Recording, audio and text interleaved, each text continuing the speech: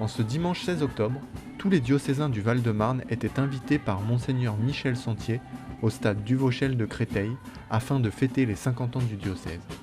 Cette journée, marquant également la clôture du synode, l'évêque est apparu accompagné des délégués synodaux.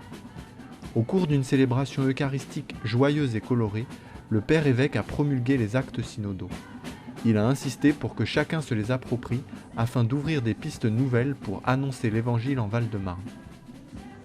Cela signifie ne plus faire des propositions pour eux, mais avec eux. Ensuite, la foule s'est dispersée à travers le parc municipal des sports où de nombreuses animations l'attendaient au sein de 5 villages thématiques.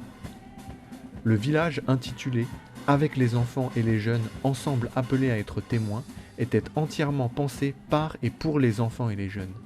Rien ne manquait, avec des ateliers artistiques, un podium d'animation non-stop et un mur d'expression géant. À quelques pas, l'espace La Joie d'être appelé offrait une place à chacun. Prêtres, diacres, religieux et religieuses, laïcs engagés ou consacrés, hommes et femmes engagés dans l'Église ont pu y témoigner sereinement, avec en toile de fond une grande frise retraçant les 50 ans de l'histoire déjà riche du diocèse de Créteil. De l'autre côté du parc prenait place un village consacré à 2 priorités des orientations missionnaires votées par le synode: prendre soin des familles et servir la fraternité. Dans une ambiance joyeuse et festive, une trentaine d'animations étaient proposées à tout âge. En face, l'espace Oser la rencontre en Val-de-Marne mettait l'accent sur la diversité d'origine des habitants du département. Dans un décor de guinguettes des bords de Marne, différents pôles présentaient les diverses confessions chrétiennes et les autres religions. Au centre du parc, le village intitulé « L'Évangile à redécouvrir comme un trésor » permettait de se réapproprier la parole de Dieu. À travers les grands témoins de l'Évangile du Val-de-Marne, tels que Madeleine Delbrel et l'abbé Pierre, les diocésains se sont plongés dans la lecture des Écritures et dans la prière. À proximité, une large tente a accueilli un débat articulé autour de la dernière exhortation apostolique du pape François.